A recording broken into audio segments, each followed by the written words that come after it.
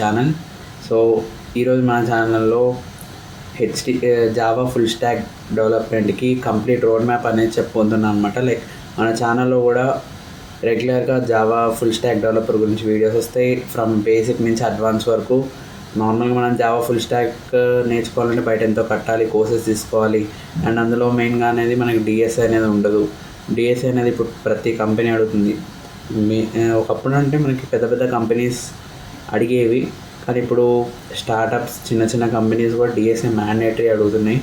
So DSI అనేది mandatory. DSI అనేది మనం జావా లాంగ్వేజ్లో నేర్చుకుంటాం. సో బ్యాక్ ఎండ్ కూడా కంప్లీట్గా జావానే యూజ్ చేస్తాం. So first Java full stock అంటే ఏంటంటే, ఇప్పుడు ఫర్ ఎగ్జాంపుల్ మీరు నెట్ఫ్లిక్స్ లాంటి పెద్ద పెద్ద అప్లికేషన్స్ తీసుకున్నప్పుడు అవి జావా ఫుల్ స్టాక్ మీదే రన్ అవుతాయి. సో ఫర్ ఎగ్జాంపుల్ మీరు చూసే ఇంటర్ఫేస్ అంతా HTML అండ్ CSS మీద ఉంటుంది. సో మీరు ఎప్పుడైతే ఒక వీడియో క్లిక్ చేస్తారో, నెట్ఫ్లిక్స్లో ఒక వీడియో క్లిక్ చేస్తారో, అది సర్వర్కి అనేది ఒక మెసేజ్ ఇస్తుంది. సర్వర్ నుంచి బ్యాక్ ఎండ్లో అదంతా ప్రాసెస్ అయ్యి మీకు లైక్ అవుట్పుట్ వీడియో అనేది ప్లే అవుతుందన్నమాట. సో మనం స్టార్టింగ్ నుంచి ఎండింగ్ వరకు మన ఛానల్లో Java full stock road map అనేది స్టార్ట్ చేద్దాం. ఫస్ట్ మనం HTMLతో స్టార్ట్ చేద్దాం. లైక్ ఇది HTML అండ్ CSS అనేవి స్క్రిప్టింగ్ లాంగ్వేజ్, అవి కోడింగ్ లాంగ్వేజ్ కావు. అండ్ HTML అనేది back bone of the any web page. For example మనకి మన బాడీలో స్కెలిటన్ ఎలానో ఒక వెబ్ పేజ్కి HTML అలాగా. సో వాటికి డిజైనింగ్ అదంతా CSS, లైక్ మనకి మజిల్స్ ఎవ్రీథింగ్ ఎలా ఉన్నాయో అలా. అండ్ బ్రెయిన్ ఫంక్షనాలిటీ వాటికంతా వస్తే మాత్రం మనకి కోర్ జావాని.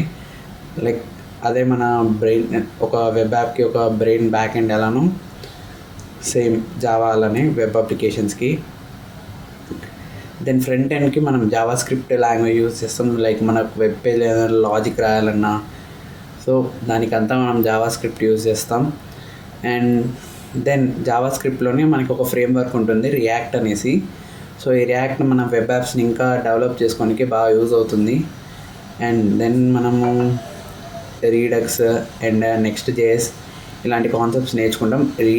లైక్ రియాక్ట్ కొంచెం టైం పడుతుంది, లైక్ నేర్చుకుని కొంచెం టైం పడుతుంది, కొంచెం ఎఫర్ట్ పెట్టాలి. రియాక్ట్ ఇంకా నెక్స్ట్ జేఎస్కి వచ్చేసరికి జావా స్క్రిప్ట్ మనకి నార్మల్ C ప్రోగ్రామ్ అలా వచ్చిన వాళ్ళకి చాలా ఈజీగానే ఉంటుంది.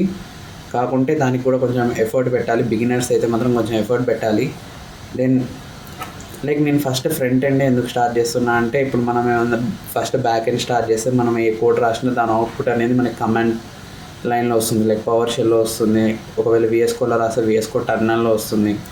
బట్ అవుట్పుట్ అనేది వస్తేనే మనకు కొంచెం ఇంట్రెస్ట్ వస్తుంది. లైక్ ఇప్పుడు మీరు ఫ్రంట్ ఎండ్లో కోడ్ రాస్తే అది వెబ్ పేజ్లో అనేది అవుట్పుట్ చూపిస్తుంది. అప్పుడు మన కోడింగ్కి మనకి రిజల్ట్ అనేది అవుట్పుట్లో కనిపిస్తుంది.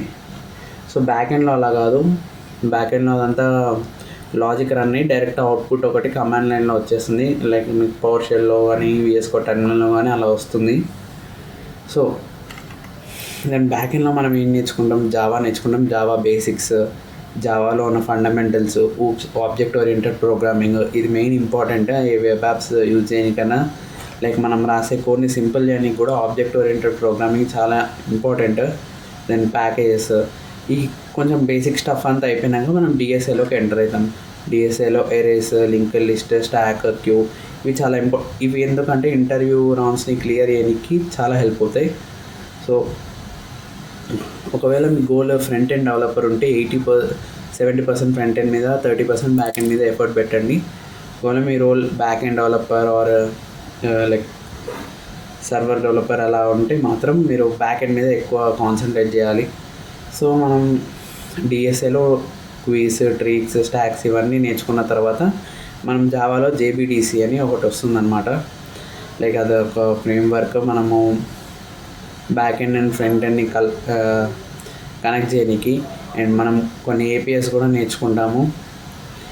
అండ్ దెన్ మనం మెయిన్గా జావాలో స్ప్రింగ్ బూట్ అనేది నేర్చుకుంటాం. అది చాలా టఫ్. సో కొంచెం DSA కన్నా పోలిస్తే స్ప్రింగ్ బూట్ కొంచెం టఫే, బట్ కొంచెం ఎఫర్ట్ పెడితే నేర్చుకోవచ్చు. లైక్ ఇప్పుడు పైథాన్లో ఏ అలా ఉంది అని అంటున్నారు కదా, ఇప్పుడు జావాలో కూడా ఉంది, లైక్ స్ప్రింగ్ అని చెప్పేసి. సో దాంతో మనం ఏతో లింక్ చేసి జనరేటివ్ ప్రాజెక్ట్స్ అనేవి జావా ఫుల్ స్టాక్లో కూడా చేయొచ్చు. సో ఈ ఛానల్ ఎందుకంటే ఫ్రమ్ స్టార్టింగ్ పాయింట్ నుంచి ఎండింగ్ పాయింట్ వరకు మనం జావా నేర్చుకోనికి లైక్ ఫుల్ స్టాక్ మొత్తం నేర్చుకోనికి from front end, back end and database కూడా. డేటాబేస్ కోసం మనం MySQL అనేది వాడతాం. సో మనకి డేటాబేస్ అంటే సింపుల్గా ఏం చెప్పాలంటే, మనకి ఒక కస్టమర్ ఉన్నారనుకోండి, వాళ్ళు మన యూజర్ ఐడి, పాస్వర్డ్ అవన్నీ సేవ్ చేసి వాళ్ళ డేటా అంతా ఒక దగ్గర కలెక్ట్ అవుతుంది.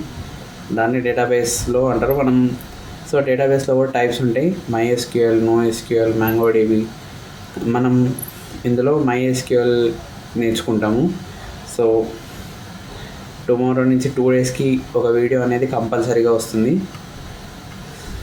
That's it for today. Tomorrow నుంచి మనము HTML బేసిక్స్ అనేవి స్టార్ట్ చేస్తాము.